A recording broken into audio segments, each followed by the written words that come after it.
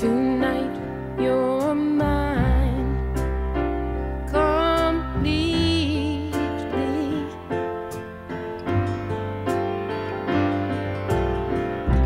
You give your love so sweetly. We find comfort in knowing na wala ng pain si Mama. Kasi lately, sobra na yung pain niya. Kunwari na ngayon siya na. She passed away yesterday, ng madaling araw. Sumisigaw siya. Narinig ko, nagising ako sa yung sigaw niya. Sabi niya, Lord! Ganun yung sigaw niya. Owning siya talaga. So, I want to thank my mom for raising us well. We will not be who we are. Yung faith namin, if not for my parents. And yung, I don't know if my husband would say that I'm a good wife.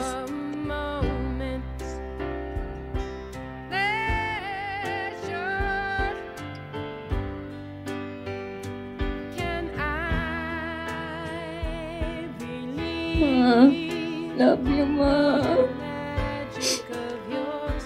Gusto ko lang magpasalamat sa iyo kasi lagi ka nakagabay sa amin.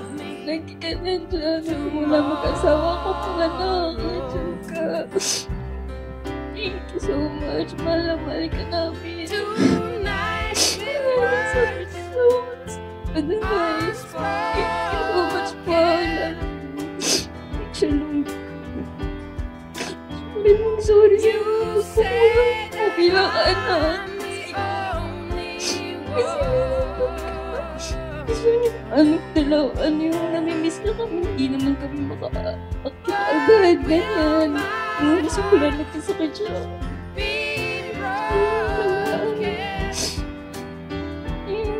Love you, Ma. When the night meets the morning sun,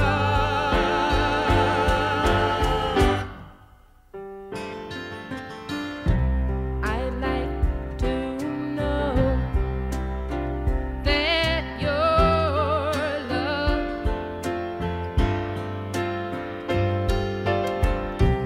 is love I can be sure of. Kaya kwento ko lang si Mama, paano ba si Mama? Kung alam niyo lang, sasabihin niyo din, nag-iisa lang yung nanay kong klase. Ano siya, basta unique. Hindi, alam mo na sa lahat, siyempre, mahal naman namin siya. Sigurado siya. Mamimiss namin siya na nakapag-proseso siguro. Nanay ko malakas yung energy niya. Pero tingin ko yung nanay. Sobrang masaya kami yung pamilya kahit nung life is never perfect and easy. But then, idol ko talaga yung nanay ko tsaka tatay ko sa ano nila sa amin. Sa paano nadalhin yung pamilya namin si Mama. Ma, I love you.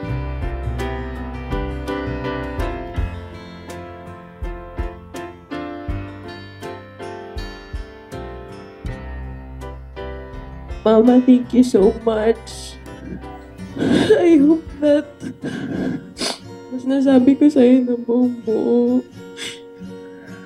kung gaano ako ka-thankful sa'yo and kung gaano ko ka-strong despite all the things na pinagdaanan mo. Thank you, Ma. Your love live on in us. Thank you, Ma. I love you so much. She was a very hands-on mother and grandmother. Palagi niya kami tinatanong, anong kailangan mo, Apo? May gusto ka ba? Ganyan.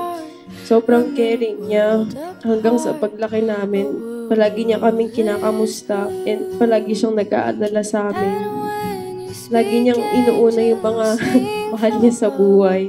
See you again someday. Thank you, Mama Lola. Love you. May ako maalala kay Mama. Pinakamaalala ko yung pagsisingap niya. Pag pumunta ka sa amin, sa taas, mga gamit ang maganda pa sa kanya o sa amin.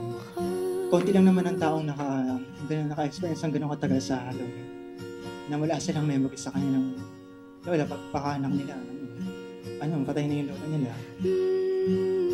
Pero si mama, dahil sa sobrang dami niyang memorabilia, kahit yung mga taong hindi ko naman kilala ko. Tignan mo yung mga yan, nandun pa yan sa taas.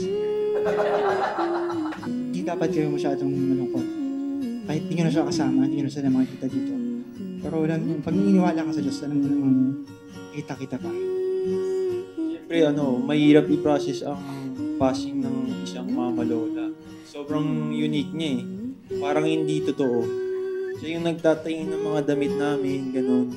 Tapos tuwing nadalaw kami, siya yung naglalatag ng tutulugan namin. Tuwing may mga kantahan, siya may awak ng tambol. Siya yung backbone ng mga bagay-bagay, siya yung nasusunod. Tapos, mamimiss namin yung mga sermon niya.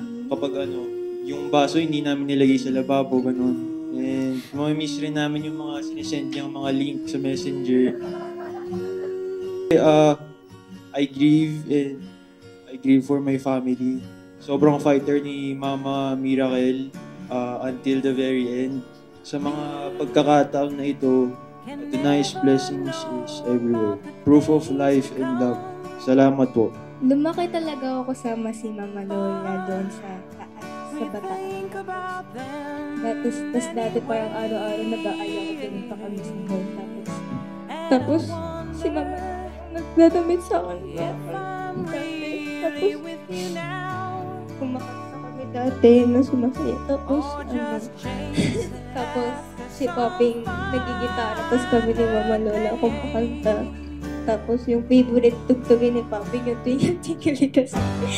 Yung mga damit ko ng bata ako nakatabi pa rin dun sa bahay nila Mama Lola na ngayon sinusunod.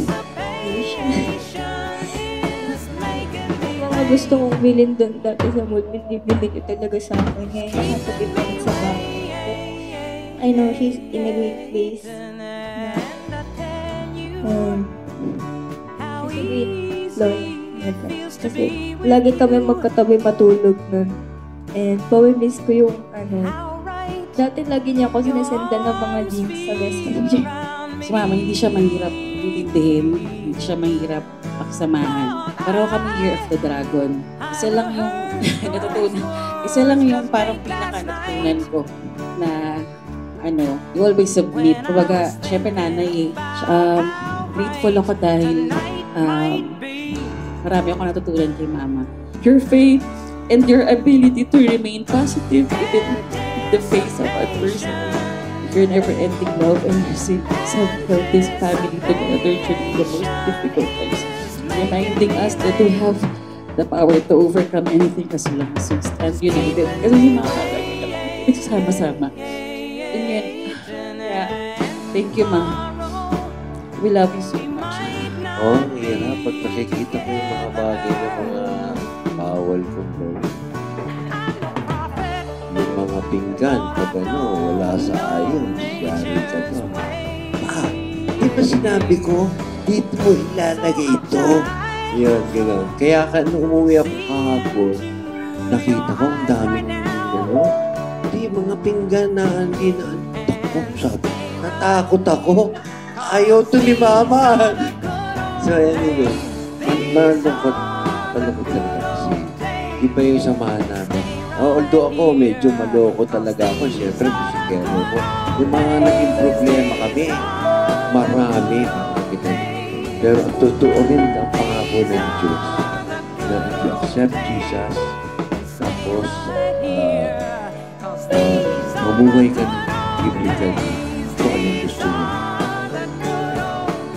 Gagawin naman. So, let's hold on to Jesus. Yun lang po. Salamat po muli sa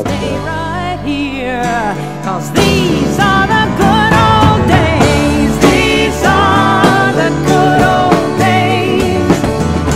These are the good old days. Stay right here.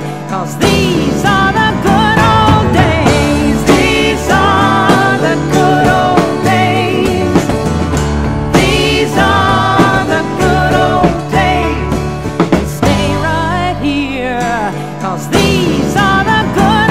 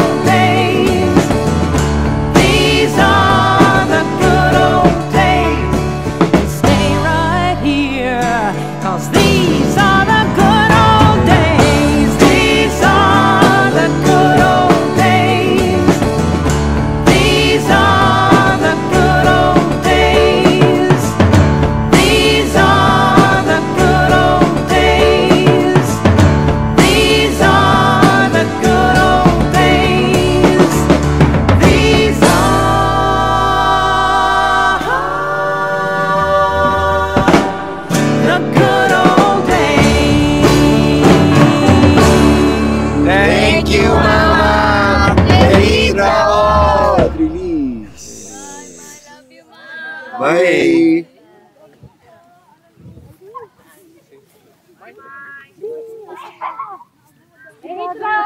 Nahit Raon! Ma, dumami ka!